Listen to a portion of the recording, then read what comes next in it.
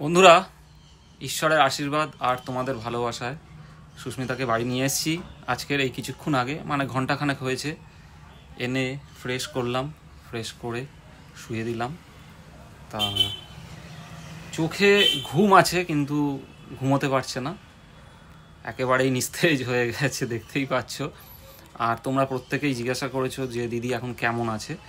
তা আমি কি বলবো, দিদির মুখ থেকেই শুনে নাও। দিদি কেমন আছে বলে দাও বন্ধুদের, তুমি এখন কেমন আছো? এখন অনেকটাই ভালো আছি, তবে শরীরটা খুব দুর্বল, কথা বলতে ভালো লাগে। কষ্ট আছে শরীরে? একটু তো আছে। গলাটা ব্যথা হয়ে রয়েছে, ডাক্তাররা বলেছে 3-4 দিন থাকবে।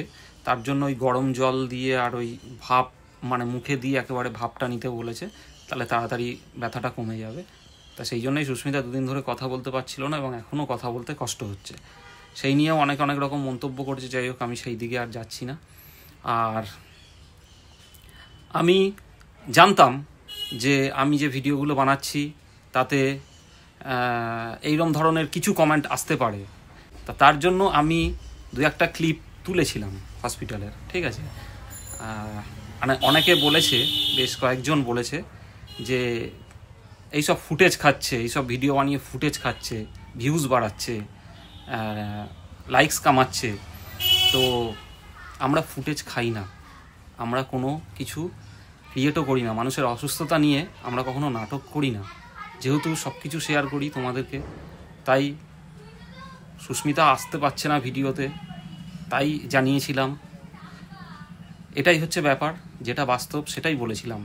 আর সেই কারণেই জানতাম যে অনেকেই এই ধরনের কমেন্ট করবে। যে একজন তো এরকমও কমেন্ট করেছে যে এইসব ব্লগারদের বিশ্বাস করি না, এরা অনেক রকম নাটক করে, আদৌ কিছু না, এইসব হচ্ছে ভিউজ নেওয়ার জন্য। আমি জানতাম হয়তো এই ধরনের, কারণ অসাধু মানুষ তো প্রচুর আছে, তারা কিছু মানুষ তো এরকম কথা বলবেই। তা সেই কারণে আমি কয়েকটা ক্লিপ নিয়ে রেখেছিলাম। তো দেখো, সেই ক্লিপটা আমি এই ভিডিওতেই অ্যাড করে দিলাম, দেখে নাও।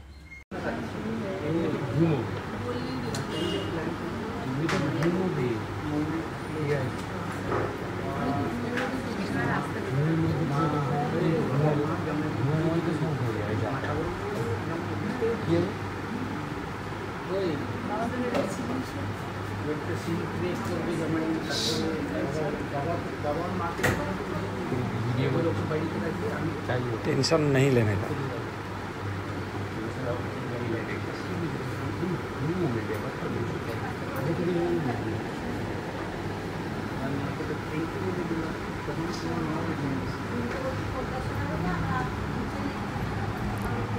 टाटा করে দাও।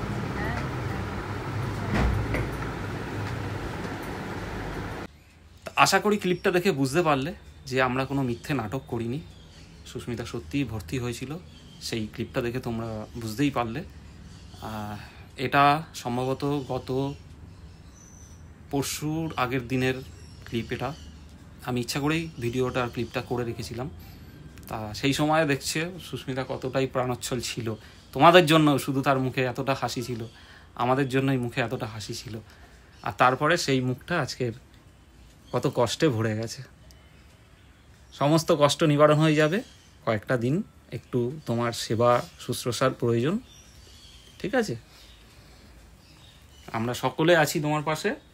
তুমি সুস্থ হয়ে একদম দৌড়ঝাঁপ করে আবার ভিডিও বানাবে। তা চলো বন্ধুরা, এইটুকুনি শেয়ার করলাম।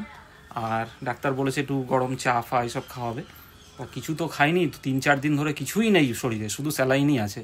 তা আমি এখন একটু চা বানাবো, চা বিস্কুট দেবো, থাক। তা চলো, টাটা।